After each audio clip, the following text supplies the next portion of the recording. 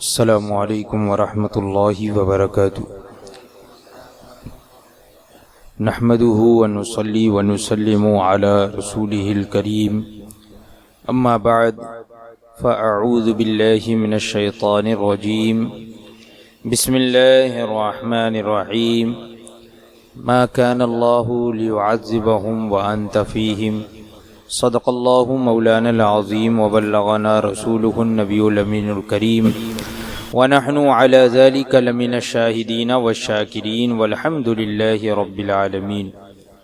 آئیے سب سے پہلے آقا نامدار مدنی تاجدار روحی فدا جناب احمد مجتبی محمد مصطفیٰ صلی اللہ تعالی علیہ وسلم کی بارگاہ بے کس پناہ میں ہدیہ درود نچھاور کریں۔ اللہم صلی علی سیدنا و مولانا محمد معدن الجود والکرم وآلہ الکرام وابنہ الکریم وبارک وسلم صلاة و سلاما علیک یا سیدی یا رسول اللہ صلی اللہ تعالی علیہ وسلم۔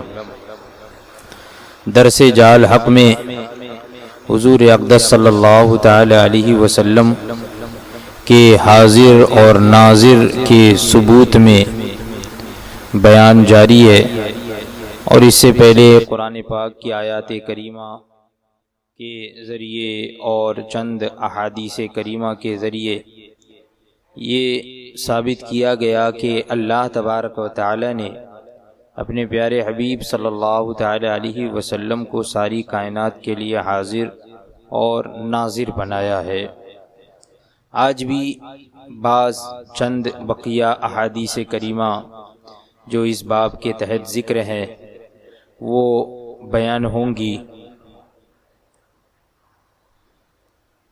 فرماتے ہیں مشکوٰۃ شریف جلد دوم باب الکرامات میں ہے کہ حضرت عمر فاروق اعظم رضی اللہ تعالی عنہ نے ایک لشکر کا سردار حضرت ساریہ کو بنا کر اور نہاوند بھیجا، اور اس میں ذکر ہے فبینما عمر یخطب فجعل یصیح یا ساریۃ الجبل۔ حضرت عمر رضی اللہ تعالی عنہ مدینہ منورہ میں خطبہ پڑھتے ہوئے پکارنے لگے کہ اے ساریہ، پہاڑ لو، پہاڑ کی آڑ لو، پہاڑ کی طرف چلو، پہاڑ کی آڑ لے لو۔ کچھ عرصے کے بعد اس لشکر سے قاصد آئے اور انہوں نے بیان کیا کہ ہم کو دشمن نے شکست دے دی تھی کہ ہم نے کسی پکارنے والے کی آواز سنی جو کہہ رہا تھا کہ اے ساریہ پہاڑ کر لو، تو ہم نے پہاڑ کو اپنی پشت کے پیچھے لیا، تب اللہ تبارک و تعالی نے ان کو شکست دے دی، یعنی باطل کو شکست دے دی۔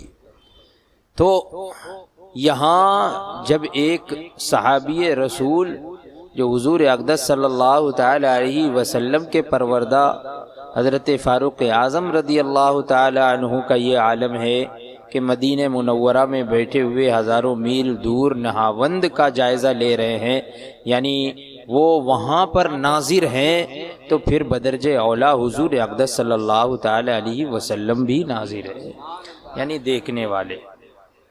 ایسے ہی امام اعظم ابو حنیفہ رضی اللہ تعالی عنہ نے فقہ اکبر اور علامہ جلال الدین سیوطی نے جامع کبیر میں حارث بن نعمان اور حارثہ بن نعمان رضی اللہ تعالی عنہما سے روایت کیا کہ ایک بار میں حضور صلی اللہ تعالی علیہ وسلم کی خدمت میں حاضر ہوا تو سرکار صلی اللہ تعالی علیہ وسلم نے مجھ سے سوال فرمایا، یعنی یہ حضرت حارث بن نعمان یا حارثہ بن نعمان، تو یہ ان سے روایت ہے، فرماتے ہیں کہ ایک بار میں حضور کی خدمت میں حاضر ہوا تو حضور اقدس صلی اللہ تعالی علیہ وسلم نے مجھ سے دریافت فرمایا، سوال فرمایا کہ اے حارث، تم نے کس حال میں دن کو پایا؟ دن کس حال میں تم نے دن پایا؟ تو میں نے عرض کیا کہ سچا مومن ہو کر۔ فرمایا تمہارے ایمان کی حقیقت کیا ہے؟ یعنی یہاں پر یہ غالباً یہ کتابت کی غلطی ہے، یہاں پر دن کی جگہ دین ہونا چاہیے تھا کہ حضور اقدس صلی اللہ تعالی علیہ وسلم نے دریافت فرمایا کہ اے حارث تم نے کس حال میں دین پایا؟ تو میں نے عرض کیا کہ سچا مومن ہو کر۔ تو حضور نے فرمایا کہ تمہارے ایمان کی حقیقت کیا ہے؟ تمہارے ایمان کی کیا حقیقت ہے؟ اپنی حقیقت بیان کرو، ایمان کی حقیقت کیا ہے؟ تو فرماتے ہیں میں نے عرض کیا کہ میں گویا عرش الہی کو ظاہراً دیکھ رہا ہوں، عرش الہی کو ظاہراً دیکھ رہا ہوں، اور گویا جنتیوں کو ایک دوسرے سے جنت میں ملتے ہوئے اور دوزخیوں کو دوزخ میں شور مچاتے ہوئے دیکھ رہا ہوں۔ یہ کون کہہ رہا ہے؟ حضور نہیں بلکہ حضرت حارث ابن نعمان، یہ اپنی حقیقت، ایمان کی حقیقت بیان فرما رہے ہیں۔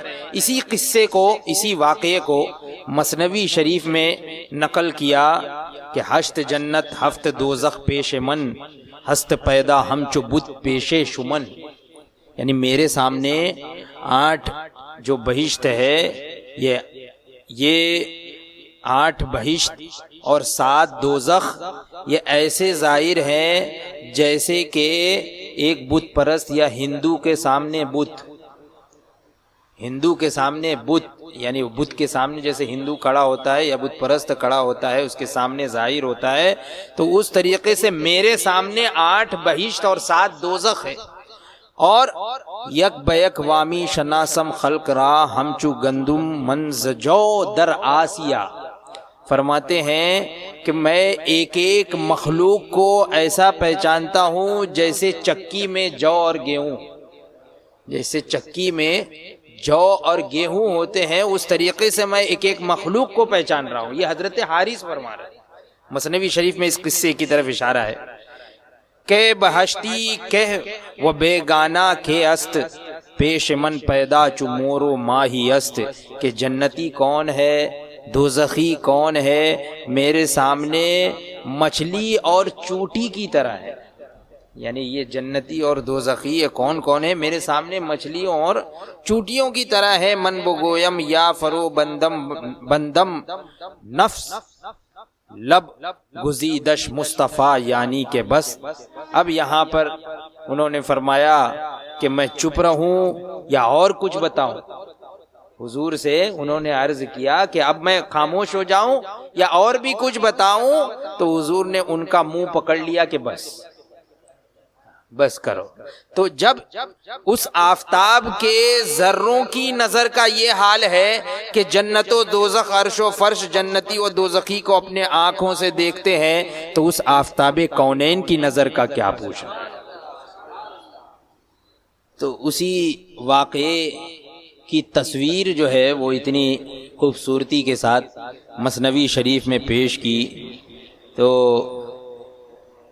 فرماتے ہیں علامہ مفتی احمد یار خان نعیمی کہ جب اس آفتاب کے ذروں کی نظر کا یہ حال ہے کہ جنت، دوزخ، عرش، فرش، جنتی، دوزخی کو اپنی آنکھوں سے دیکھ رہے ہیں، یہ صحابہ دیکھ رہے ہیں، تو اس آفتاب کونین کی نظر کا کیا پوچھنا ہے۔ یہ چند احادیث کریمہ حضور اقدس صلی اللہ تعالی علیہ وسلم کے حاضر اور ناظر کے ثبوت میں پیش کی گئی، اور اس کے علاوہ علم غیب کی بحث میں جتنی احادیث کریمہ پیش کی گئی وہ سب کے سب اس سے بھی حضور اقدس صلی اللہ تعالی علیہ وسلم کا حاضر و ناظر ہونا ثابت ہوتا ہے۔ تو وہ تو پہلے ذکری ہوئی، اس کے علاوہ یہاں پر بھی احادیث کریمہ ذکر ہوئی۔ اب یہاں یہ دوسری فصل ختم ہوئی، اب تیسری فصل انشاءاللہ تبارک و تعالی حاضر و ناظر کا ثبوت یہ فقہائے کرام اور علماء امت اسلامیہ کے اقوال سے بھی جو ہے اس کا بیان کیا جائے گا۔ اللہ تبارک و تعالی ہم تمام لوگوں کے عقیدے اور ایمان کی حفاظت فرمائے، ہر طرح کی بد مذہبی، گمراہی، کفر و شرک، بدعات سے ہماری حفاظت فرمائے۔ وآخر دعوانا الحمد للہ رب العالمین۔